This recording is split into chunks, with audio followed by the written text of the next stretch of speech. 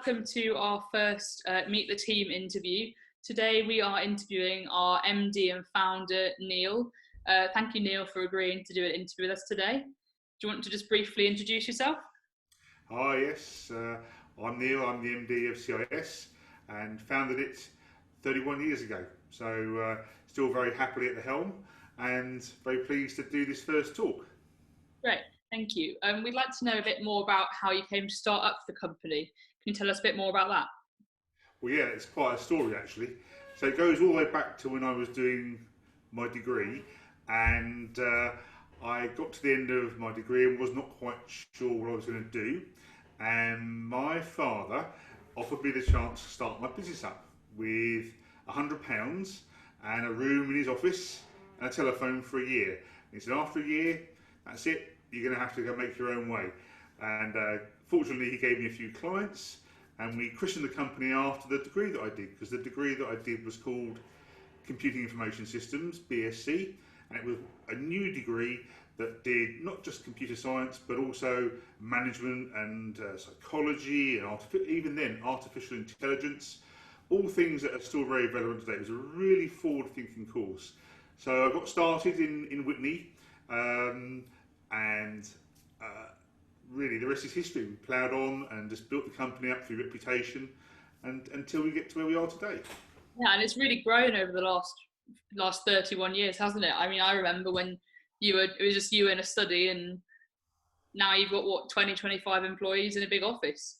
That's right, and it's strange how the team has ebbed and flowed with different things that have happened with the world over the years. So originally started off just myself, and that came 2 and 4 and then 6, and then by the time we got to about the dot-com boom, I was up to about 15 people, and then the dot-com boom just blew apart, and we had to downsize again. So I went back to working for myself from an office that you remember, and within a year I was just so busy with customers, again, that it was easy then to get people back on board again, because the dot-com boom, the real problem was we lived in Oxford, not too far away from Reading. That was really an epicentre, and that just attracted all the really good people to go and work for all these new startups. So it was really tough for small IT companies then, because all the good people went to work for Microsoft and Oracle, all the big names you would have heard of, and really you were stripped back then just to 1 or 2 people who were experienced, and really it wasn't going to be possible to maintain a business of that sort of size. So shrunk it right down again, and then within a few years, of course, very lucky to have some smashing people join me, and we've built that team back up again, and we've got the most amazing team now, so that's fantastic. Yeah, and obviously at that time when you were starting CIS, you guys were kind of at the forefront of computing, because computers were quite new at that point, and technology was quite a new thing. You know, how's that changed since you started the company, and what kind of challenges did that bring? Well, do you know what? It'll be difficult for a lot of people to relate now to how things were, because of course in 1989 really the internet had only been put into academic institutions. Nobody had email even, so, or even text messages. That was really kind of space technology. So mobile phones were big bricks that lasted about 15 minutes at best, and were hyper expensive. So we were all used to normal telephones with wires and fax machines, if you know what they are. They had used to send a fax with printed paper, really, and people had only just begun to go on to computers from typewriters. And computers then, there were no networks, so they're all standalone computers with floppy disks. And you think floppy disks were these little things about the size of a post-it. And one floppy disk, now a mobile phone would have, let's say, 2.5 million floppy disks in a really cheap phone. So it's very difficult to comprehend just how simple it was.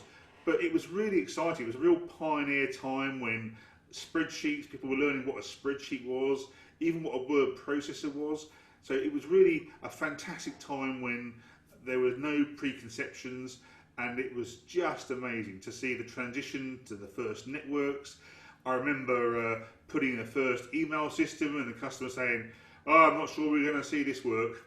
And lo and behold, within about a year and a half, he said, "Oh, thank God we did that. That was really good." So we've seen some absolutely fundamental changes in the way things are done, and it's the great thing about being in the industry. The thing I love is it constantly changes. And I love that change. I love new things. I love how we can improve on what we're doing, and it never gets boring. It's never the same job any day. For sure. And although there were lots of good things, did you find anything that was particularly challenging when starting a business yourself? Well, growing a business like CIS is all about people, and that's one of the tricky things. Is that up until that point, computers were very much about computer scientists, the backroom nerds who would do the programming, and very little about people who could relate computers to people in business who had to run companies. And I think that's probably why I had a good education through Birmingham Polytechnic as it was then, because they understood that this was going to be for the future. This is about being able to put things in and understand how a business ticked and match the two up.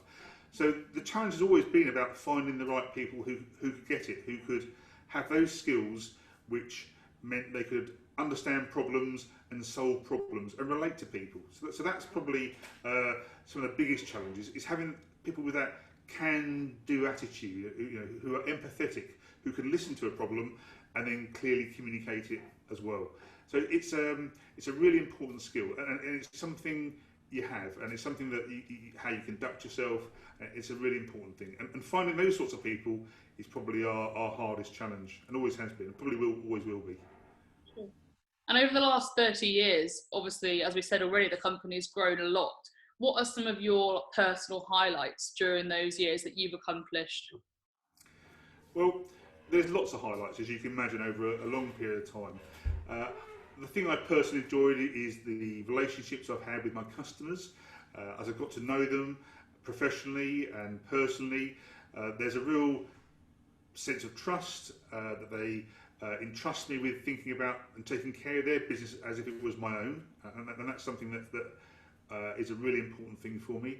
That we kind of have this fantastic relationship where they give me the ability to do really great things for them. So some of the things super proud of, St Paul's Cathedral has to be one of the best projects where computers there you would think would be not that modern, but let me tell you, that is completely opposite. They're very forward thinking, very much use technology to broadcast services all over the world, and trying to get fibre optics into St Paul's Cathedral and build them a data centre in one of the crypts in the Undercroft, and making that the best possible system for them for the future was an amazing opportunity, and I really love that. But there's loads of them. There's the Reform Club, Credit Suisse, Formula One teams. There's all sorts of things that we've worked with.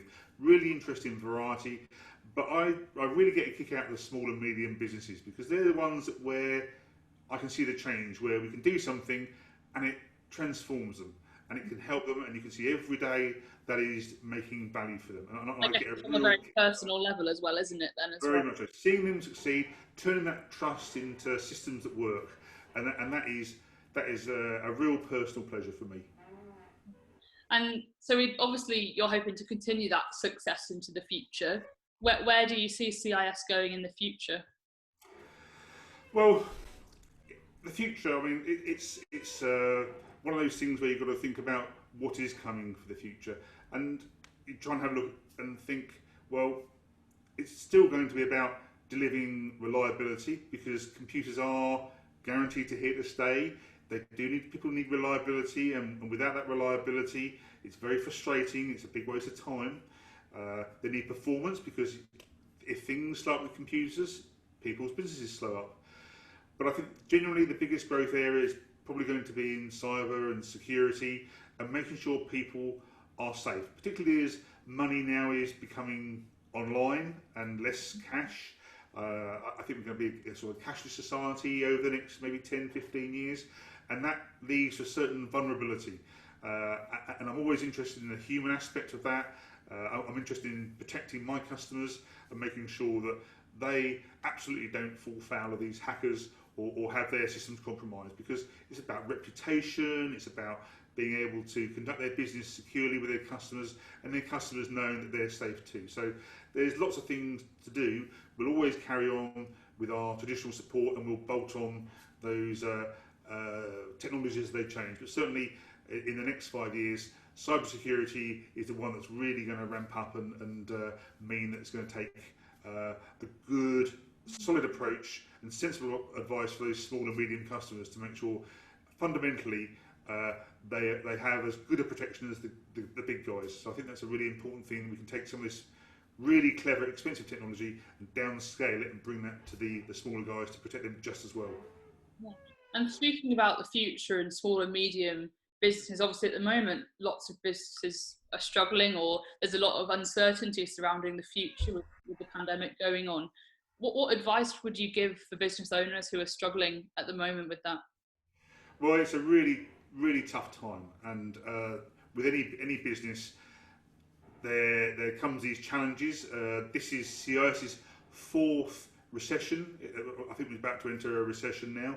So I can tell you that having gone through recessions, it's a good time to not give up, to retrench, to think about things like training. This is a great time to catch on training and look at new skills. Think about the future and focus on where you want to be, and look at opportunities that are there. So we're all working home remotely, so you've got to think about how things have changed. Do you carry on working that way? What are you doing about security? Have you made sure that because the business has changed, that your IT is making that possible in the best possible way that makes it as transparent and as good remotely as it is in the office? And it's a really important thing to make sure that your culture, that your staff, that you do things that bring the team together, because it's very tricky otherwise to have a distributed culture. And that's something that I think of every day, about how us and our customers, we carry on those wonderful relationships, because we all enjoy that, and that's a cornerstone of our business. And I think that we're going to put a lot of time and effort into working out how those relationships will continue and we use technology. So there are opportunities in recession. As much as it's hard time, it will finish, it will come over, and businesses would hopefully come out stronger and better, having learned maybe some new ideas and approaches. Yeah. And I know as well as that you guys are really big on communications. So there's lots of virtual calls going on, meetings each week. So you're all staying in touch all the time, and you're doing things to boost company morale as well. Am I right? Yes. So having the remote video conferencing is great.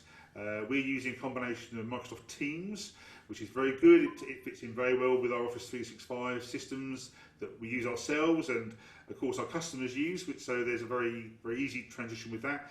We use Zoom as well, and we do things like company quizzes. We had one yesterday, which is smashing. It's great to have some social fun, and it was just great because everyone wanted to see each other. We do miss that social side, and we're a very happy team, a very strong team at CIS. So we're colleagues and we're friends at the same time, which is a really great mix. And we do spend a lot of time making sure that we invest in our staff, that they are our future, and that once this pandemic is over, that we'll be building on that team again. And that's a really great optimistic outlook. It's really great to see that continuing, because I know you do a lot of that in the office as well, keeping the well-being of the staff at its peak and keeping everyone happy. Absolutely, and we all work because we have a living to make and we have to do a job, but we try and make that as pleasant as possible. We've all got a very tough and sometimes stressful environment, particularly because often people are calling us in an emergency if they've got a major problem and they need our help straight away. So it can be a very stressful time.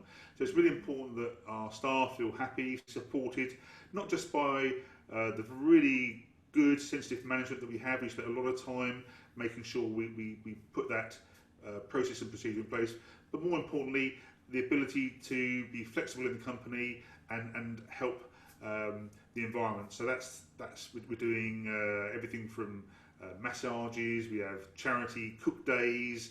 We have a healthy eating snack bar. All just little things that just add a little bit of brightness to our day. but fundamentally, we talk to each other. We actually have relationships with each other. We're interested in each other personally, socially, whether it be in work hours or outside work hours. We're always happy-go-lucky team, and that's a really great thing to be able to say that I'm in charge of overall. But these are all my colleagues rather than my employees, and it's great to work in a team like that. Great. And on that positive note, I think that is all my questions for today. Thank you so much for taking time out to speak to us. We'll be speaking to more members of the company over the next few weeks, and we look forward to sharing more of those videos with you. Thanks so much, Neil, for spending time with us today.